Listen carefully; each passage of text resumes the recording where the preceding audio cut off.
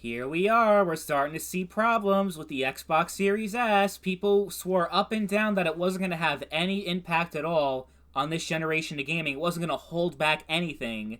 Here we are, we have a game that runs like complete ass cheeks on the Series S, while it runs perfectly fine on the PS5 and Series X. Brothers: A Tale of Two Sons remake just released.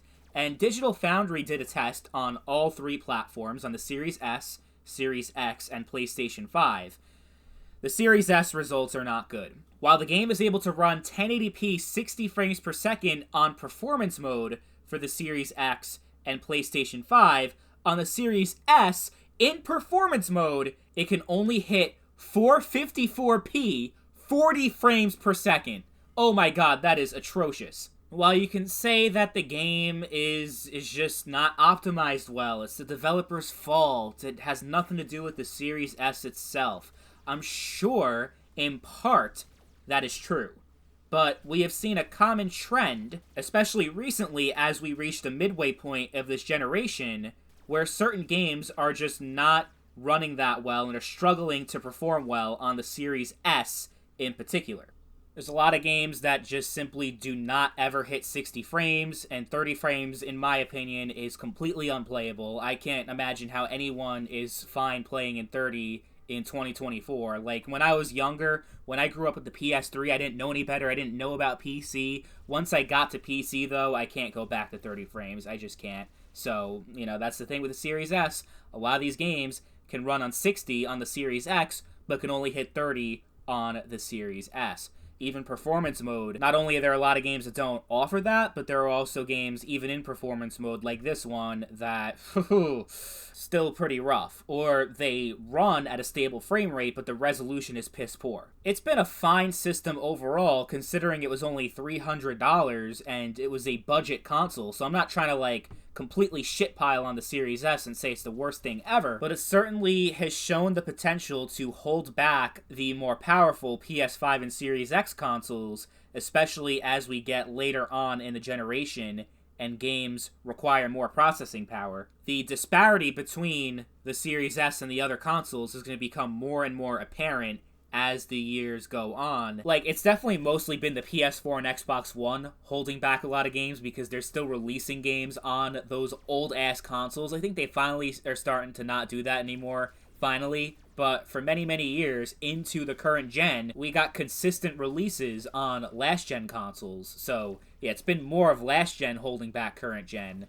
But I think very soon the conversation's going to shift as these older consoles become more obsolete and are completely retired and there's no more games being put on there.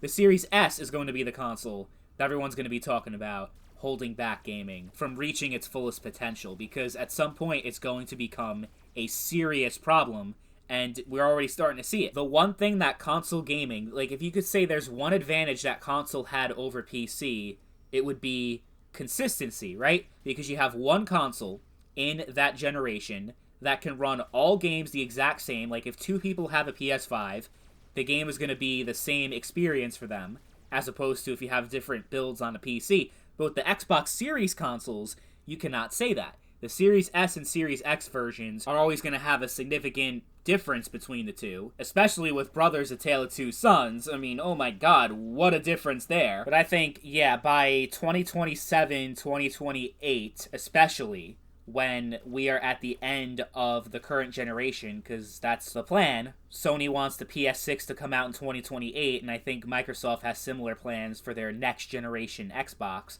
I think by then, everyone's going to be talking about the Series S and how we would have been much better off without it. But the deal is, if a game is on Series X, it also has to be on Series S. So they can't just be like, oh, we're going to put a game on Series X and skip the Series S version. Microsoft does not allow that. It was remember PUBG ran like dog shit on the original base model Xbox One, but it was more serviceable on the Xbox One X version. Still, it was it shouldn't have existed on the original Xbox One. Microsoft was like, you gotta put it on there if you're gonna have it on the Xbox One X. So, stuff like that happens, sadly, when you have different iterations of the same generation with different specs on console, it usually doesn't work out well, particularly as you go into the second half of the console generation when the specs really become less impressive and devs have to work a lot harder to optimize the game and make sure it runs good on the consoles. So, yeah, like, while you do have the same thing that happens with PC, you have different people with different specs, and there are disparities there in the PC gaming world, but I think it's safe to say within the next year or two, most people are going to have a much more powerful PC than the power of the Series S. So, it's going to be console that's going to be holding shit back way more. Anyway, let me know what you guys think about the Series S, and do you think that it was a good idea for Microsoft to have a different version of the Series X that's less powerful but more affordable?